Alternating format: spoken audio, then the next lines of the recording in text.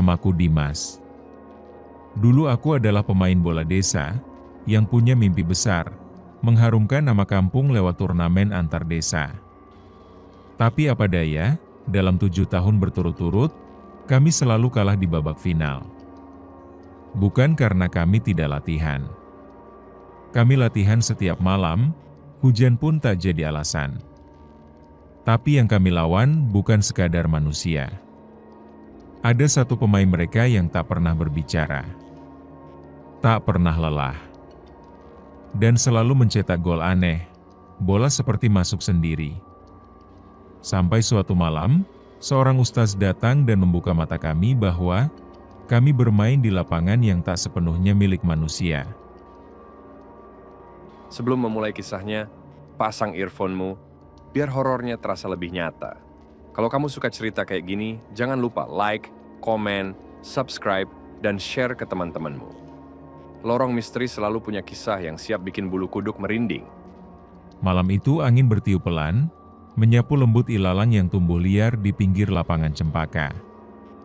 Langit menghitam pekat, tanpa bintang, dan hanya lampu tua di ujung tiang besi yang masih bertahan menerangi sebagian lapangan dengan cahaya temaram kekuningan.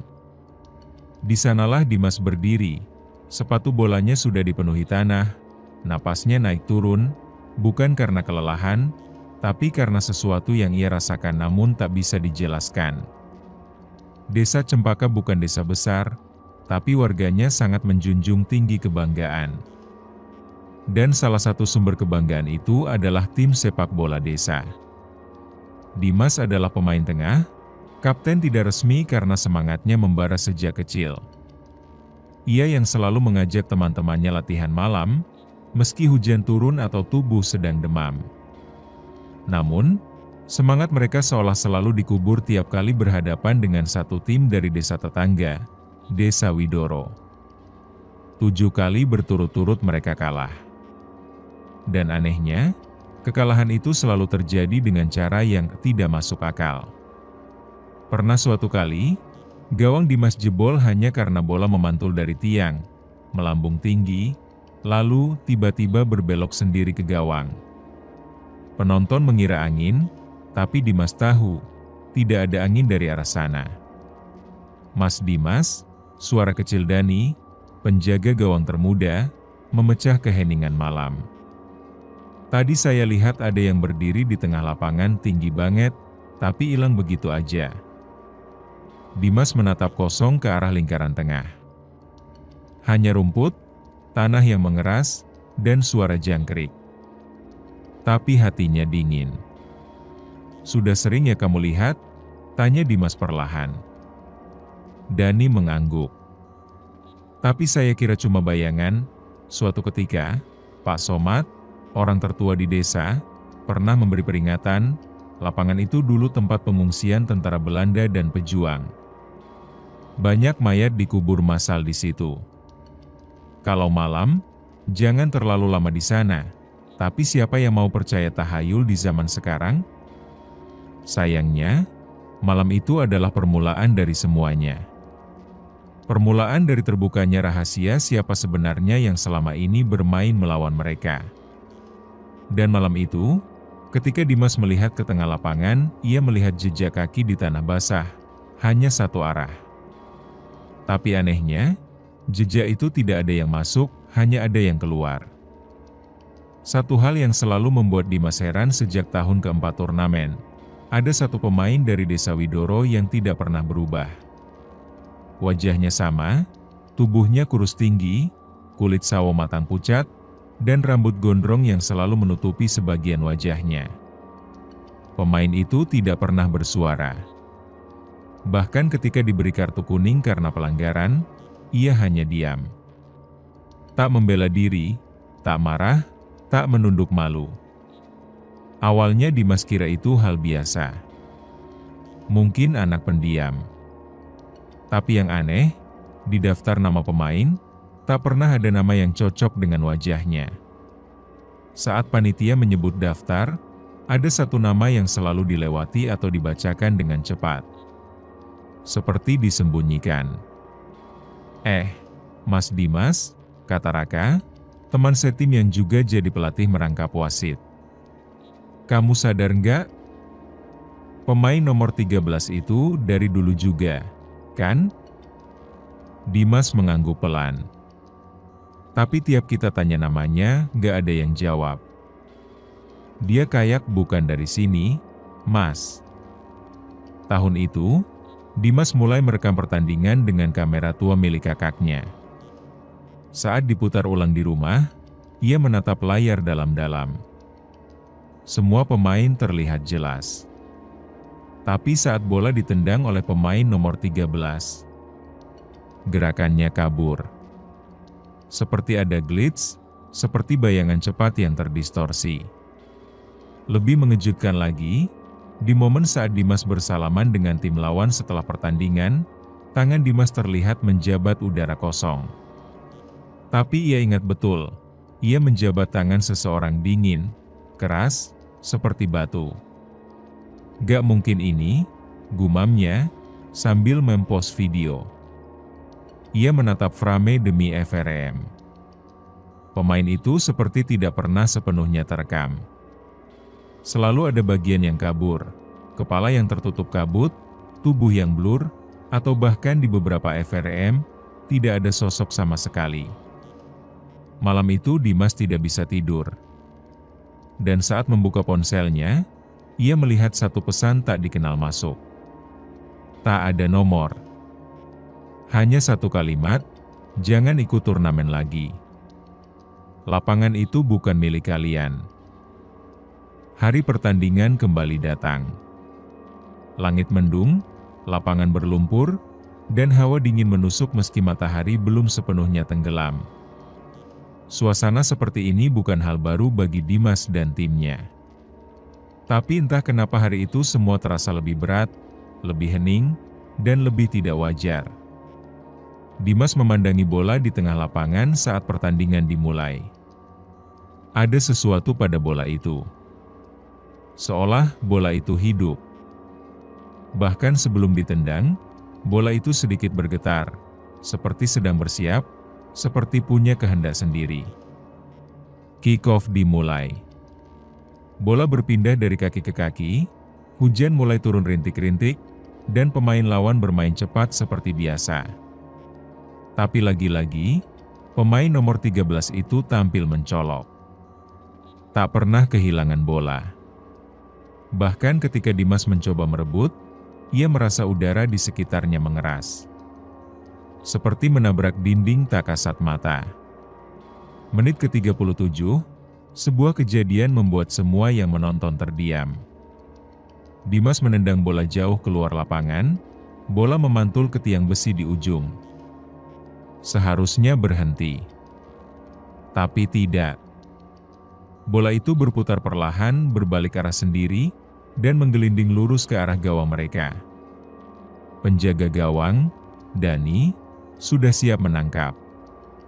Tapi bola itu melompat sendiri, memantul ke tanah, lalu melayang pelan dan masuk ke gawang seperti ditarik oleh tali tak kasat mata. Gol. Tapi tidak ada sorak. Tidak ada sorai dari lawan. Bahkan para penonton hanya saling pandang. Wajah mereka bingung dan takut. Dimas berlari ke bola, mengambilnya dengan tangan. Tapi bola itu dingin, sangat dingin. Seperti baru diambil dari dalam kulkas. Padahal tadi menggelinding di tanah panas dan lumpur. Mas Dimas, suara Dani pelan, aku lihat, waktu bola itu masuk ada tangan yang mendorong tapi nggak ada orangnya. Dimas menoleh. Apa? Kayak tangan panjang. Hitam. Tapi cuma sebentar. Setelah pertandingan usai, Dimas duduk di pinggir lapangan. Bola yang tadi ia pegang masih di dekat kakinya. Ia menatapnya lama. Lalu tiba-tiba, bola itu bergerak sendiri menjauh. Tanpa angin. Tanpa disentuh. Pagi itu, langit cerah seperti tidak pernah ada kejadian aneh semalam. Matahari bersinar malu-malu, menerobos sela-sela dedaunan. Suara ayam berkokok bersahutan dengan suara anak-anak yang berlarian di jalanan desa. Semua terlihat seperti biasa, seperti tidak ada yang berubah. Tapi, hanya untuk mereka yang tidak tahu apa yang baru saja terjadi. Di sebuah sudut desa, berdiri rumah Pak Raji yang dulunya sederhana, kini berubah drastis. Dalam waktu singkat, temboknya diganti dengan bata merah yang mewah, cat putih yang mengkilap, dan pagar besi hitam tinggi yang belum pernah ada sebelumnya di desa itu. Warga mulai berbisik, menatap, bertanya-tanya. "Cepet banget ya rumahnya jadi," bisik seorang ibu di pinggir jalan. "Lah wong duitnya kayak air," sahut yang lain. Tapi bukan cuma rumah. Toko kelontong kecil miliknya kini berubah menjadi toko grosir terbesar di desa. Mobil bak terbuka terparkir megah di depan rumahnya. Sawahnya berlipat ganda.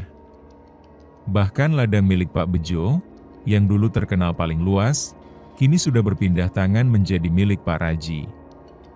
Yang lebih mencengangkan, apapun yang dijual Pak Raji, selalu laris manis. Hujan ataupun panas, pembeli datang berduyun-duyun, seperti ditarik oleh kekuatan tak kasat mata. Bahkan barang yang sama, dengan harga lebih mahal dari toko lain tetap saja diborong orang. Namun, seiring kekayaan yang datang begitu cepat, mulai banyak kejadian ganjil yang muncul di sekelilingnya. Setiap malam, warga sering mendengar suara tangisan perempuan dari arah rumah Pak Raji. Kadang terdengar suara-suara tertawa cekikikan, atau suara langkah kaki berat berjalan mondar-mandir di atas genteng. "Pak, sampeyan dengar suara tadi malam gak?" tanya Pak Bejo pada tetangganya. "Dengar, Jo, kok ngeria?" "Kayak suara orang nyeret rantai," jawabnya, sambil melirik ke arah rumah Pak Raji dengan wajah was-was. Tapi anehnya, tidak ada yang berani menegur. Semua memilih diam. Mereka tahu, sejak perjanjian itu dimulai, aura rumah itu sudah berbeda. Ada sesuatu yang tidak lagi berasal dari dunia ini. Kehidupan Pak Raji berubah total. Setiap hari, ada saja uang yang mengalir ke kantongnya. Sawahnya selalu panen lebih banyak dari petani lain. Dagangannya tidak pernah basi, tidak pernah rugi. Bahkan ayam dan kambingnya berkembang biak dengan kecepatan yang tidak wajar. Namun, perubahan itu tidak hanya pada hartanya. Sikapnya pun ikut berubah. Dari yang dulu ramah, jadi arogan. Dari yang dulu ringan tangan membantu, jadi kejam dan serakah. Siapapun yang berutang padanya, malam itu, Dimas memutuskan melakukan sesuatu yang selama ini hanya dipikirkan, mendatangkan Ustaz Rahmat. Bukan karena ingin membuat heboh, tapi karena sudah terlalu banyak kejadian tak masuk akal. Pemain yang bermimpi buruk, bola yang bergerak sendiri, dan sosok hitam yang muncul dan hilang begitu saja. Ustaz Rahmat bukan orang asing. Beliau guru ngaji di musala kecil desa Cempaka, dihormati dan dikenal karena pernah membantu membersihkan rumah-rumah warga dari gangguan. Tapi ketika Dimas datang ke rumahnya malam itu, wajah sang ustaz berubah serius saat Dimas menyebut lapangan bola. Lapangan Cempaka, tempat yang dari dulu sudah diminta jangan digunakan terlalu sering malam-malam, ucap ustaz pelan. Dulu itu lahan bekas pengungsian. Banyak yang wafat mendadak di sana.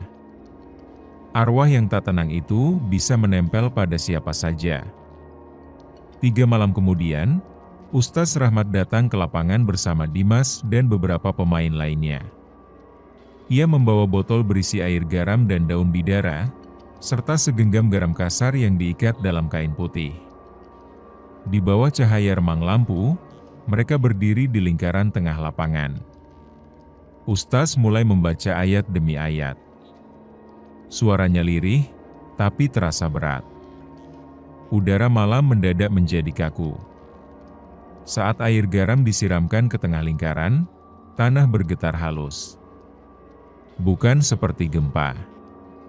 Lebih seperti sesuatu dari dalam tanah yang terusik. Tiba-tiba terdengar raungan. Panjang, serak, dan sangat dekat. Semua yang hadir terdiam, kecuali Dani yang berteriak dan berlari menjauh, wajahnya pucat pasi.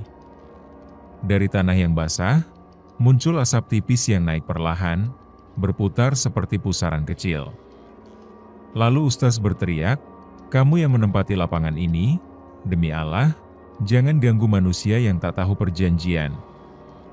Lalu dari arah utara lapangan, tiba-tiba terdengar suara tawa, cepat, kencang, dan menggema. Seolah banyak suara tertumpuk menjadi satu. Semua pemain menunduk, takut menoleh. Setelah air garam dituangkan seluruhnya, suasana mereda. Tapi Ustaz berkata satu hal yang membuat semuanya membeku. Ini bukan tempat biasa. Seseorang telah mengikat makhluk itu di sini untuk tujuan mereka sendiri. Ini bukan sekadar gangguan.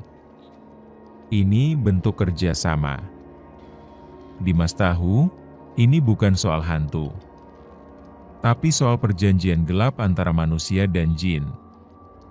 Dan seseorang di tim lawan pasti yang melakukannya. Beberapa hari setelah ritual air garam, Dimas memutuskan menyelidiki sendiri. Bukan karena berani, tapi karena rasa penasaran telah mengalahkan rasa takut.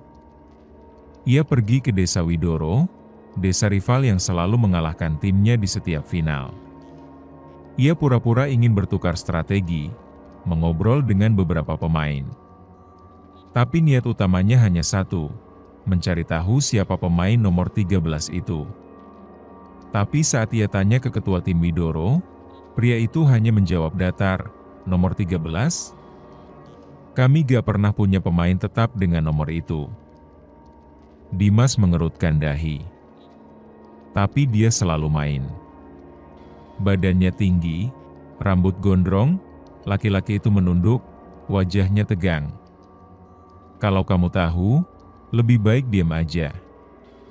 Udah banyak yang celaka karena buka-buka cerita itu." Saat Dimas hendak pergi, seorang pemuda lain mendekatinya diam-diam, menarik lengan bajunya. "Mas, ikut saya," bisiknya.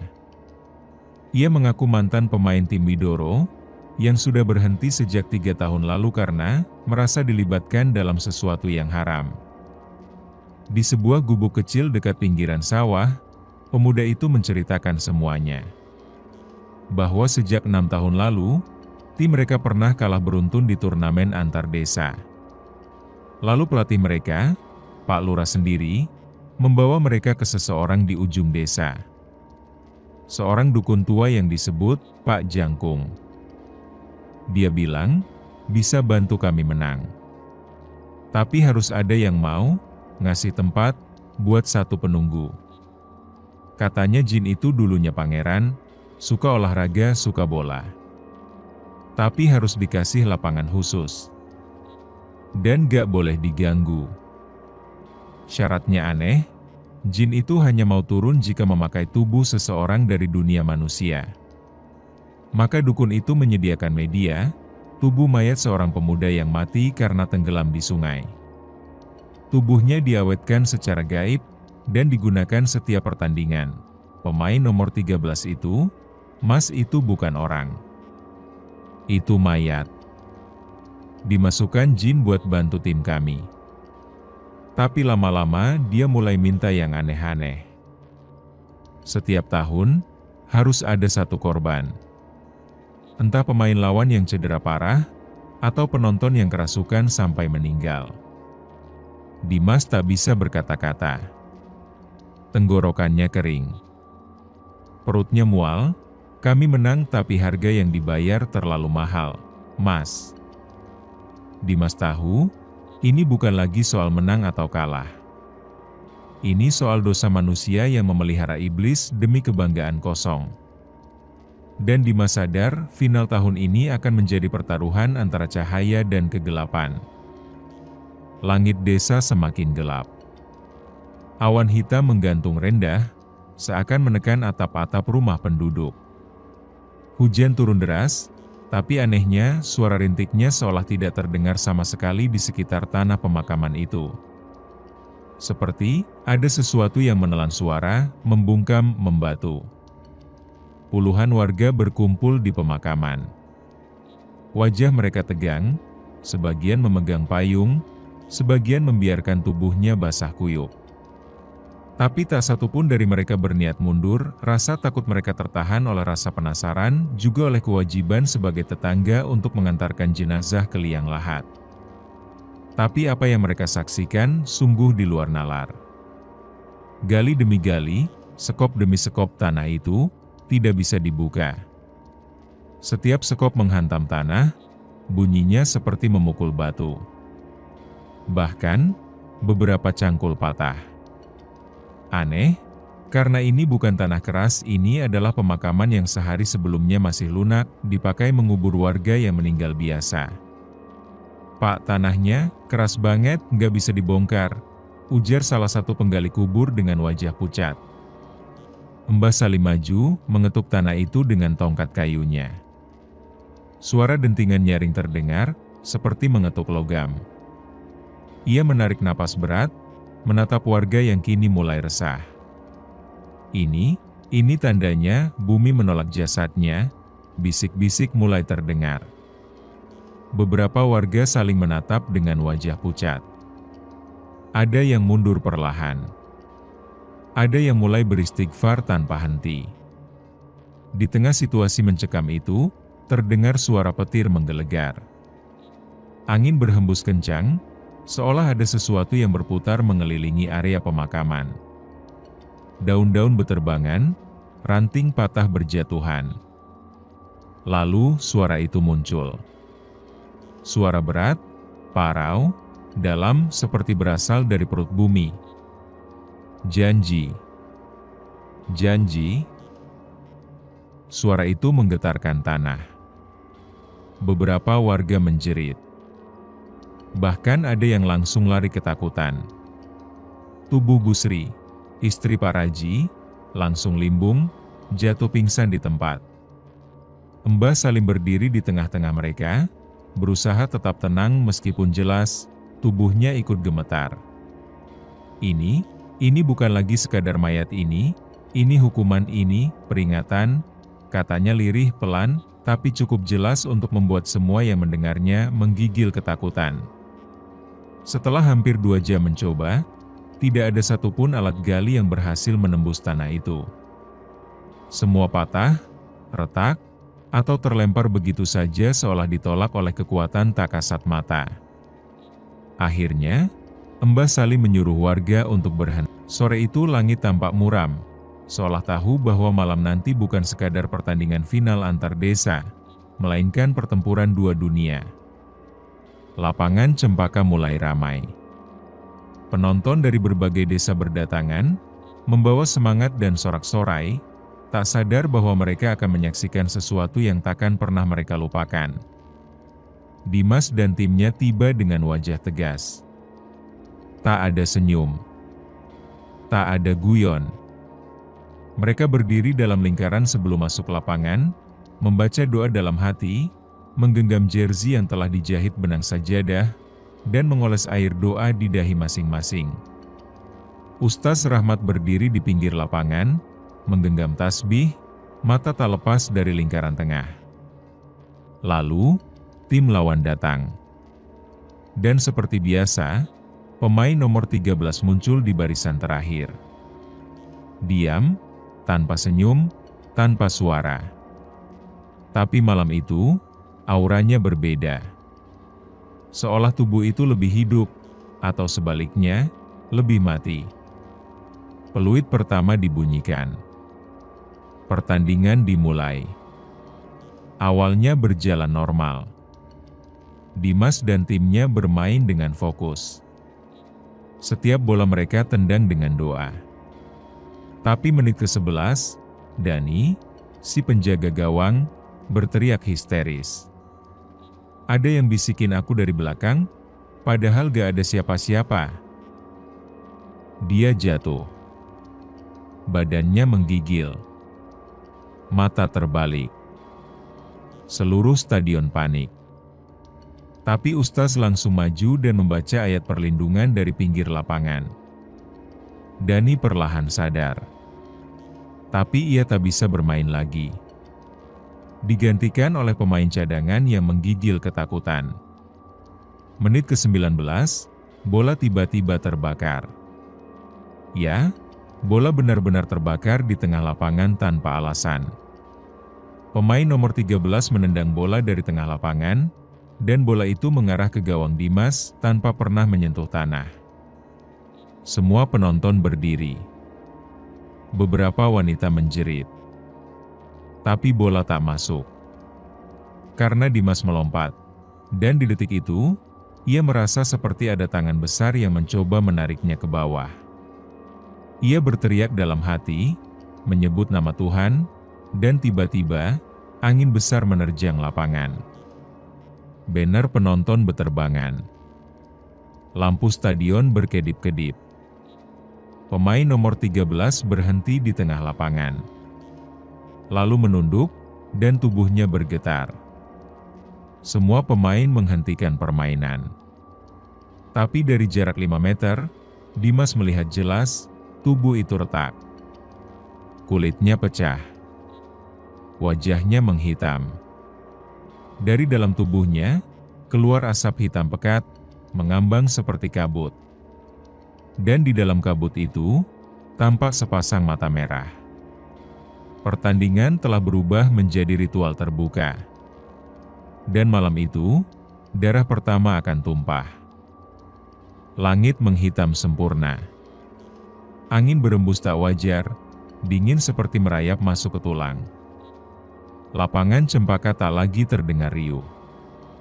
Penonton terdiam, mulut mereka terbuka, mata terpaku pada satu titik, tengah lapangan, tempat di mana tubuh pemain nomor 13 retak seperti tanah kekeringan, dan asap hitam mulai naik dari dalam tubuh itu. Dimas menatap dengan dada sesak. Ia tahu ini bukan pertandingan lagi. Ini pengusiran. Atau mungkin perpisahan dari sesuatu yang tak ingin pergi. Ustaz Rahmat mulai membaca ayat kursi keras-keras dari pinggir lapangan, suara getarannya menggema, menusuk malam. Kabut hitam dari tubuh pemain nomor 13 berteriak. Bukan suara manusia. Tapi tumpukan jeritan, seperti ribuan mulut menderita bersamaan. Bismillahirrohmanirrohim. Keluarlah, kembali ke tempatmu. Seru Ustaz, menggenggam tasbihnya erat. Dan tiba-tiba, tubuh pemain nomor 13 meledak. Bukan pecah seperti daging, tapi lenyap, seperti abu tertiup angin. Hanya menyisakan jersey bernomor 13 di tanah, tergeletak tanpa isi. Pertandingan dibatalkan. Tapi panitia secara mengejutkan menyerahkan piala pada tim Dimas, menganggap kemenangan secara otomatis karena lawan kehilangan satu pemain inti secara misterius. Penonton tak bersorak. Mereka pulang perlahan, menunduk, seolah tahu bahwa kemenangan ini bukan kemenangan biasa. Tak ada perayaan. Tak ada pesta. Seminggu setelah itu, Aryo, salah satu pemain utama dari tim Dimas hilang. Ia terakhir terlihat duduk sendirian di tengah lapangan malam-malam, katanya ingin berterima kasih langsung. Tapi sampai pagi yang tersisa hanya sepatunya, dan jersey yang dilipat rapi. Dimas menyimpan rasa bersalah yang dalam. Ia menang. Tapi dengan harga yang tak ia minta. Dan lebih dari itu, ia tahu jin tak pergi selamanya. Ia hanya terusir. Tapi bisa kembali, kalau dipanggil lagi. Lapangan Cempaka akhirnya disegel oleh Ustaz Rahmat. Dipagari bambu kuning, dan ditancapkan papan bertuliskan, tempat ini pernah digunakan untuk perjanjian gelap. Jangan bermain di sini. Dimas kini tak lagi bermain bola. Tapi ia melatih anak-anak kecil bermain di lapangan kecil belakang masjid, tempat yang tenang dan suci. Mainlah dengan hati, bukan dengan dendam. Jangan ulangi kesalahan kami.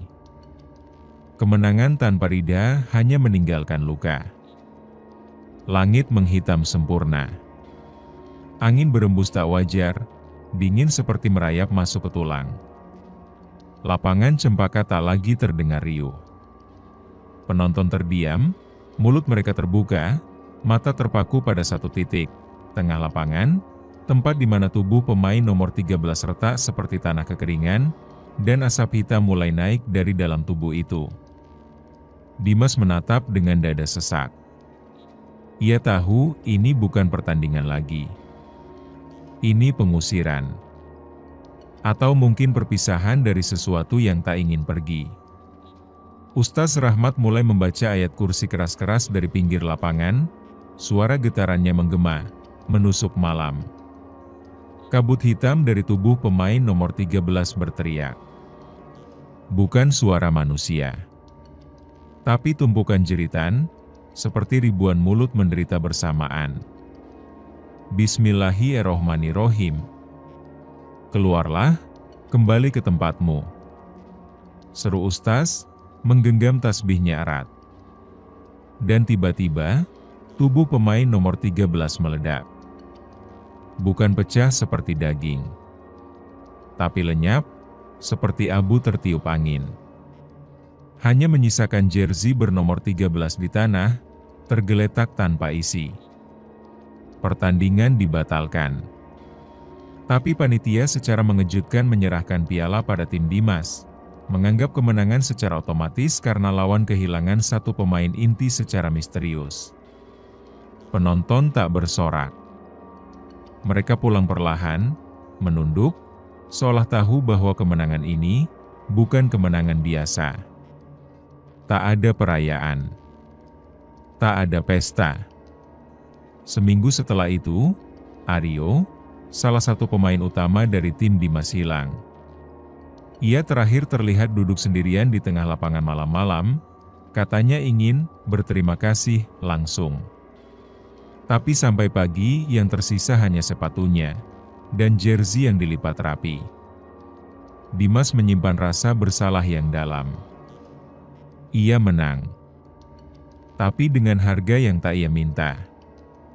Dan lebih dari itu, ia tahu jin tak pergi selamanya. Ia hanya terusir. Tapi bisa kembali kalau dipanggil lagi. Lapangan cempaka akhirnya disegel oleh Ustaz Rahmat. Dipagari bambu kuning, dan ditancapkan papan bertuliskan, tempat ini pernah digunakan untuk perjanjian gelap. Jangan bermain di sini. Dimas kini tak lagi bermain bola. Tapi ia melatih anak-anak kecil bermain di lapangan kecil belakang masjid, tempat yang tenang dan suci. Mainlah dengan hati, bukan dengan dendam. Jangan ulangi kesalahan kami. Kemenangan tanpa rida hanya meninggalkan luka. Prime, terima kasih sudah mendengarkan kisah ini sampai habis. Jangan lupa like, komen, subscribe, dan share ke teman-temanmu. Lorong Misteri akan selalu punya kisah yang siap bikin bulu kuduk merinding, dan jika mau request judul cerita, silahkan komen di kolom komentar di bawah. Kami akan buatkan untuk kalian.